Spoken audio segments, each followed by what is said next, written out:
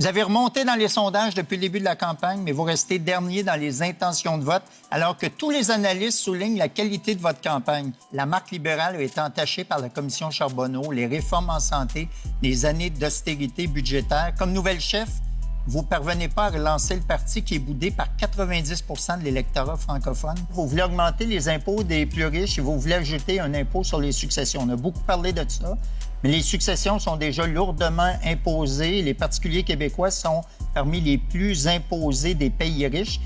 Vous avez des candidats dans votre parti anti-vax, d'autres qui sont très actifs dans les théories du complot, d'autres qui sont anti-avortement. Vous en avez même quelques-uns d'assez bizarres. On l'a vu à Infoman jeudi dernier. Votre candidat dans l'Assomption, Ernesto Almeida, n'est pas contre l'idée d'armer les professeurs pour prévenir les tueries de masse dans les écoles. Monsieur Legault, vous avez demandé aux Montréalais de ne pas se mêler du troisième lien, ni de la pollution de la fonderie Horn en Abitibi. Vous avez reproché aux leaders Atikamekw de vouloir faire une guerre de mots autour du racisme systémique. Vous avez dû vous excuser d'avoir associé l'immigration à la violence et vous avez dit que la réforme du mode de scrutin n'était qu'une préoccupation intellectuelle. Le climat social au Québec est déjà assez tendu. Est-ce que c'est une bonne idée de diviser les Québécois? Et je veux faire comme ce que M. Legault proposait dans un de ses livres, un de ses chapitres entiers, qui parlait de faire du Québec la Norvège d'Amérique. Moi, je veux maigrir. Oui. Donc, ce que j'ai décidé de faire, c'est d'aller chez McDonald's. Tous les jours de ma vie. Je sauve de l'argent. Avec l'argent que je vais sauver, je vais m'acheter de la salade puis je vais aller au gym dans 4, 5, 10 ans. Je m'excuse, mais ça fait aucun sens. On ne peut pas aller chercher du pétrole et sauver la planète. Ça fait pas de sens. Parce que si on prend le gaz, par exemple, naturel du Québec, on le liquéfie puis on l'envoie en Allemagne puis on remplace le charbon qui sont en train de transformer leur centrale présentement, on va réduire les émissions, les GES de 60 en Allemagne. On n'est plus là. La Norvège l'a fait. Et si la Norvège avait décidé aujourd'hui, il ne le ferait plus. La Norvège est le pays qui est le plus électrifié en matière de transport. C'est parce qu'ils ont exploité leur pétrole qu'ils ont pu financer ça puis qu'ils sont le pays leader au monde. Donc, je veux que mon pays devienne le plus électrifié en matière de transport. Monsieur Gilles, donc, vous êtes dans aucun parti. Alors, je vais poser Québec solidaire veut forcer les fabricants de voitures électriques à en mettre plus sur le marché au Québec. Comment vous allez faire ça? Vous allez aller voir les fabricants de voitures, vous allez dire... Hey, mais vous autres, j'en veux plus tout de suite. Manon fâchée? On va envoyer Manon Massé. Elle est capable d'être très convaincante.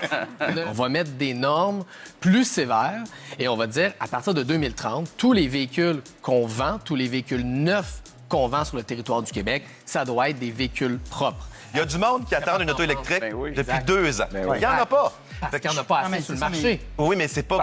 Avec respect, c'est pas Gabriel Nadeau-Dubois qui va changer ça. Non, c'est le gouvernement du Québec. C'est le gouvernement du Québec qui va changer ça. Avec respect, ça se fait ailleurs. Ça se fait ailleurs. Mais on dit qu'il y a une coalition PQ au Québec solidaire. Monsieur Legault, l'environnement devrait être un enjeu prioritaire, on le voit, là. Ça ne semble pas l'être pour vous. Votre ministre de l'Environnement et 2 de vos collègues se sont même fait expulsés d'une marche mondiale pour le climat vendredi dernier. C'est gênant, non? Quand on regarde les GES par habitant pour les 50 États américains et les 10 provinces canadiennes, on est premier, le Québec. C'est nous qui avons le moins de GES par habitant. Mais à cause de l'hydroélectricité, à cause des libéraux de Dominique Anglade, il y a tout un temps. Mais fut un temps que les libéraux étaient pour les barrages. Maintenant, le Parti libéral de Robert Bourassa, ces petits partis libéraux de Robert Bourassa sont contre les barrages. Vous affirmez que cette mesure-là rapporterait 2,7 milliards, alors que selon la presse, ce serait plus entre 350 et 700 millions. Est-ce que vous utilisez la même calculatrice que le Parti libéral? Monsieur Legault, on sait maintenant que votre projet de tunnel à 4 voies de 6,5 milliards de dollars entre Québec et Lévis ne repose sur aucune étude, mais vous voulez aller de l'avant quand même. Est-ce que c'est ça qu'on appelle gouverner à vue? Bon. D'abord, entre Québec et Lévis, il y a 2 ponts qui sont un côté de l'autre, qui sont congestionnés aux heures de pointe. Et qui sont sur le bord de tomber. Il nous manque un pont à l'est. On le fera passer où il faut avec les consultations qui vont être faites. Mais c'est le projet essentiellement que la CAQ proposait il y a 4 ans, sur lequel il y a des études puis qu'on ne peut pas avoir accès à ces études-là. C'est aberrant ce qui se passe. Monsieur Saint-Pierre Plamondon, la souveraineté ne pourra pas se faire sans les allophones et les anglophones. Le PQ ne réussit pas à connecter avec eux présentement. Do the carrots are cooked?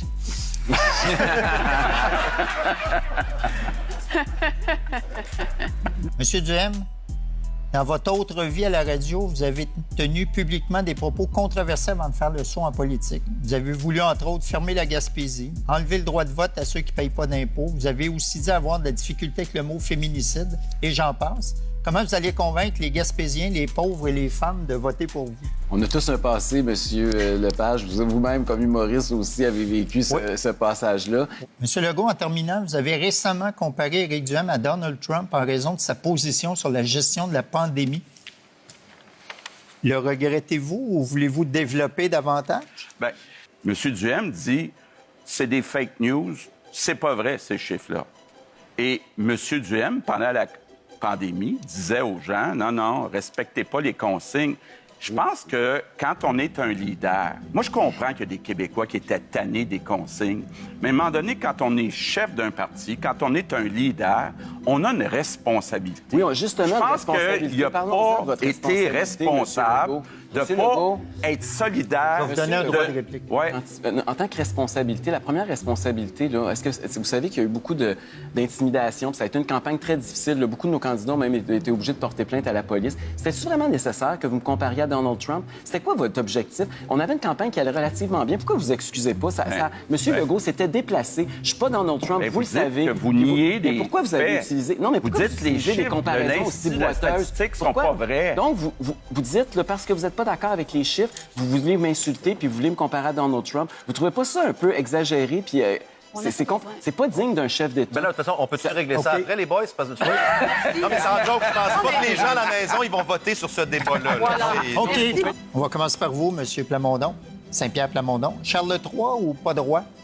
Pas droit. Et si j'ai le privilège d'être député, je ne prêterai pas serment à la couronne britannique. Pas une priorité pour l'instant. C'est pas une priorité. J'aime pas ça, mais c'est pas une priorité. Pas droit, voyons donc. On est en 2022. Pas droit? Hey, pour une fois que vous êtes d'accord. Oh! Enfin! Un gouvernement de coalition! OK. Qui a été le plus grand premier ministre de l'histoire du Québec? Ben, je pense que c'est René Lévesque. C'est René Lévesque. René Lévesque. Jean Lesage. Il dira pas non.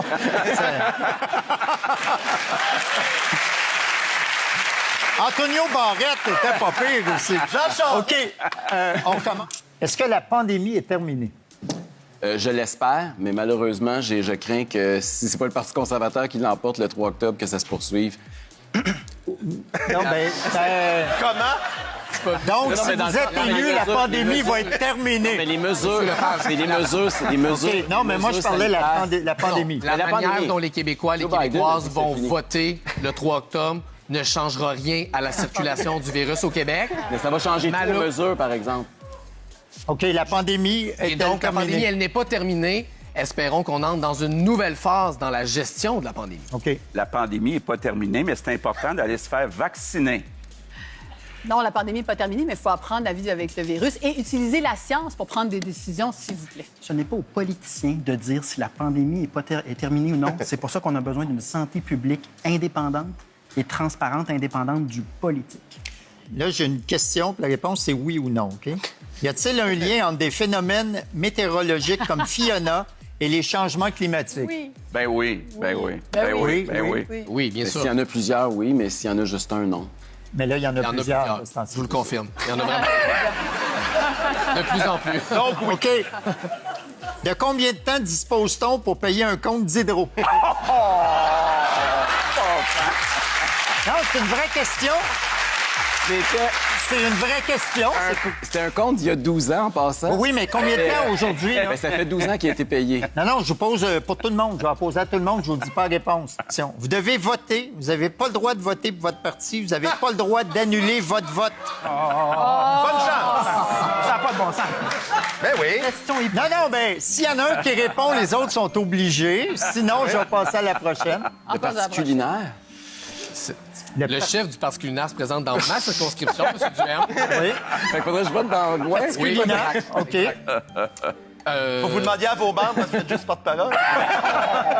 Inquiétez pas. Non, mais moi, le mec du Parti culinaire, je l'ai trouvé pas pire dans mon Donc, 2 fois le c'est Parti facile, culinaire. Mon Dieu, on aurait dû l'inviter. On aurait dû l'inviter ce soir. C'est trop facile. Je refuse de répondre à refuser? cette question. Ouais. Bon, ben pourquoi pas le Parti vert? Parce que dans le fond, ils sont vraiment dans la lignée de la lutte au changement climatique. Et on pourrait combiner ça avec l'économie, ce serait parfait. C'est 2 pour culinaire, 1 pour Parti vert. Monsieur Plamondon. Il va Dans plusieurs trancher. comtés, on trouve des partis indépendantistes. Oui. Si ça se trouvait dans le comté Vous en prendriez un. Québec. indépendantiste.